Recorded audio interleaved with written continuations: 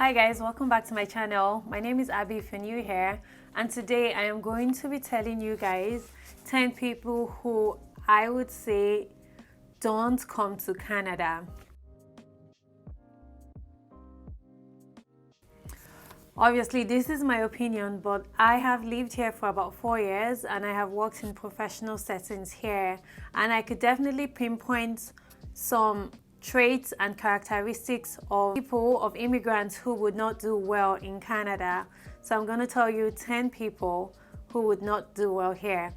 If you haven't liked or subscribed, please like my video, and if you don't mind, if you're new here, consider subscribing as well, because this really does help the channel grow. So let's get right into the first person who would absolutely hate Canada. Don't come to Canada if you depend on who you know. Now, back in Nigeria, you get everything based on who you know. We call them connections. If you want to get a good job, you need to have a connection. Your uncle needs to know someone who works at a particular bank, at a particular organization.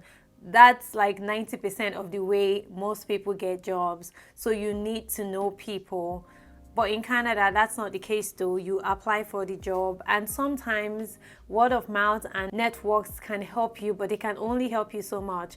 If the hiring manager is related to you, best believe they would remove that person from that requisition or that job panel. Canada is not like that. Nigeria depends on who you know. In Canada, your educational qualifications or your experience is the only thing that can get you far. If you don't have educational qualifications or experience and you're not ready to get those things on your own, trust me, your godfather cannot help you in Canada. The second group of people who would hate Canada are people who are abusive. And to be honest though, you guys should hate being anywhere in the world. If you're abusive, please stop it. Because if you're planning to move to Canada with the intention that when you get here, you will continue hitting your husband or you continue to hit your wife, my dear, you're in for a rude awakening. Regardless of who the abusive partner is, male or female, if you come to Canada and you hit someone else, you will get arrested, you will have a criminal record. It will just be bad all the way around. So if you're abusive, please seek counseling and help deal with your issues instead of, putting it on other people. Don't come to Canada if you're abusive. Another group of people who also find it hard, number 3 group of people who like being lawless. I don't know if to say towing the line of lawlessness. So if you like to flirt with the law, meaning you just want to push the boundaries. A really good example is driving while intoxicated. Back home where I'm from, it's the norm. In fact, you're a guy if you can drink and drive. People will go to the clubs, they will get behind the wheel and they will drive home after imbibing or drinking. In Canada, number 1, your license self already stipulates if you can even drink and drive. For example, my license, and I've been driving for over 15 years, but my license is class 5 GDL, which means I cannot even take a single drop of alcohol and drive. So your driver's license already determines the amount of alcohol you can take. But to be on the safe side, don't ever drink and drive, because if you're caught, honestly, it will be bad for you and there's no way you can get out of it. So don't come to Canada and drink and drive. Don't come to Canada if you intend to be lawless. People here follow the rule of law to a T, so don't do that. The 4th group of people who should not come to Canada, it ties in with the lawlessness too. It's people who think their money will get them far. For example, you're stopped at a police checkpoint and you just slip the police. In fact, it's expected back at home to actually, grease your way through situations. Bribery is what I'm talking about. If you like to bribe people, slip a policeman for 2,000, 5,000 to move you to the head of the line, or to get you to skip due process, or because you ran a traffic light, you bribe someone. My darling, come and do it in Canada now. They'll send you on the first plane back home. So don't come to Canada if you intend to come here with your notion of bribing your way out of situations. It will not work for you. To tie into the bribery, the 5th group of people who shouldn't come to Canada are people who respect money a lot. Nigerians will know what I'm talking about.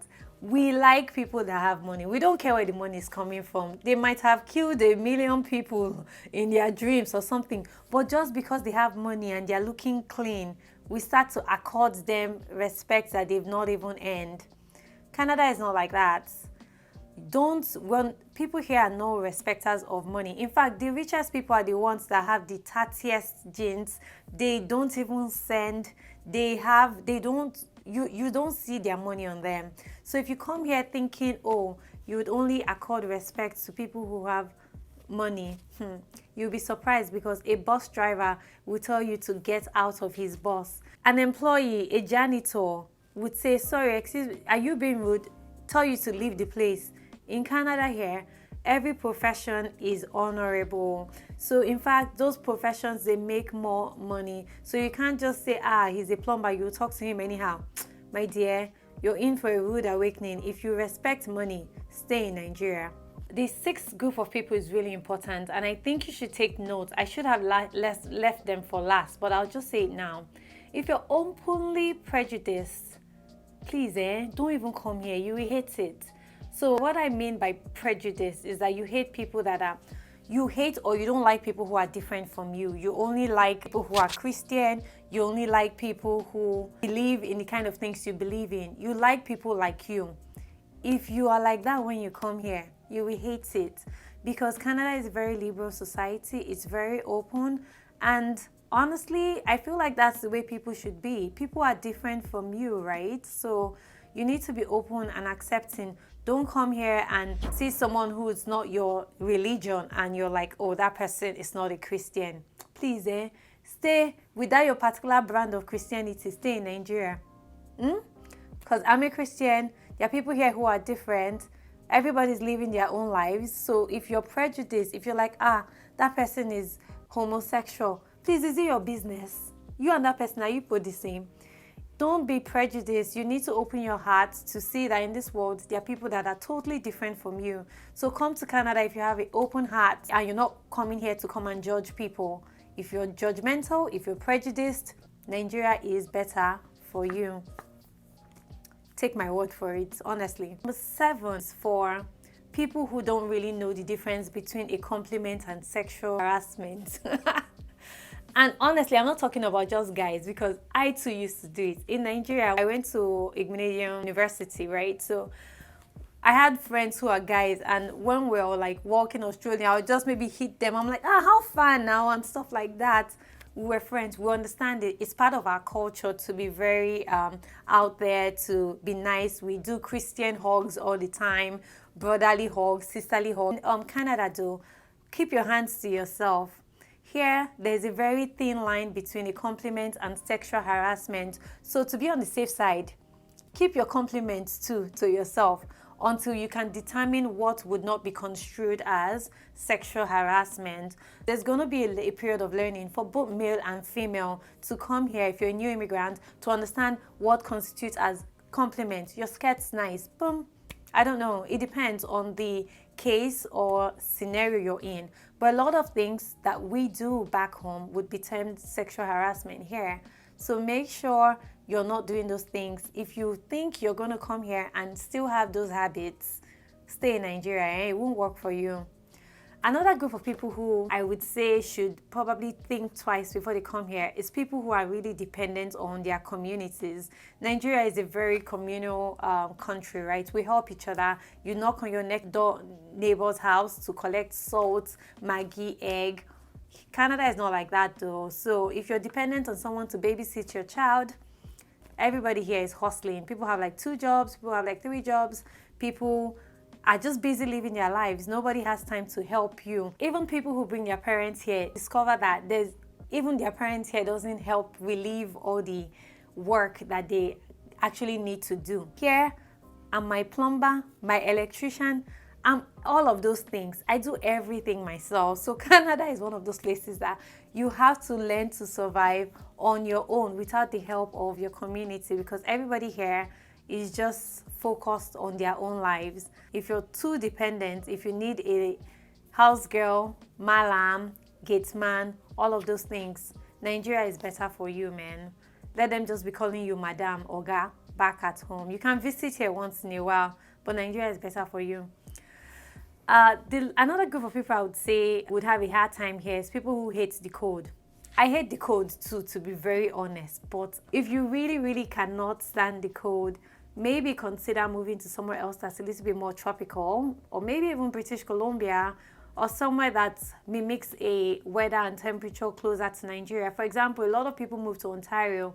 It's humid there, so it's a little bit better, but Alberta is a little drier, so it's a little bit more difficult. So I would say think twice before you move to this region if you really hate the cold. Another group of people I would caution to think twice before they come to Canada and settle here are people who just lack basic manners. Yes.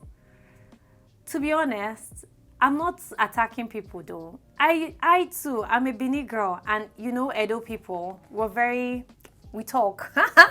To put it really nicely, we can talk. But when you come here though, you have to look around your society and see the people that are around you and adjust to fit. We're not saying lose your personality. You need to learn the way Canadians live, and Canadians, the whole world knows a Canadian person is so polite. So to an extent, you need to learn how to be super, super polite. You don't feel like it? Be polite nonetheless. It requires a sort of adjustment to the way you actually think. So you need to sort of rewire your brain to, instead of being upset, just, you know, let things, be able to shrug things off and just say, oh, okay, thank you, and move on, even if you hate what they're saying. So Canadians are super polite. So if you feel like you cannot, man, I can't hold it. I can't hold it. I'm going to let her get to you. You will see my other side today. You will see my red color. Hey, you will see the other side of me. If you want to do that, stay in Nigeria. My sister, I'm a Bini girl, so my sisters and brothers, if you people feel like you can't stop that habit, stay in Nigeria. I will keep Canada for you. Just stay there. So, but if you know and you agree that you do have to adjust your attitude and the way you live your life to fit in the Western society, and you're willing to take up additional manners, it's not like we're mannerless, but if you're willing to take on the way their mannerisms are here, then you really, really fit in. Those are the 10 people I think would find it really difficult to come here. If on the other hand, you hate all of these things I've said and you're like, I don't kukuma have godfather and uncle, or I'm not rich enough to get a job through a connection in Nigeria, Canada is for you, because once you come here, honey, the sky is the limit. We don't need anybody. As long as you're ready to work and you're ready to adjust to the Canadian fabric while bringing your unique Nigerianness to the society, you will succeed. So if I have given you any new information, or if I've made you laugh, or I don't know, if you've enjoyed this video, please click the like button, click the subscribe button. It helps grow my channel and it helps me to keep making videos. I'll see you guys next time. Thanks for stopping by. Bye.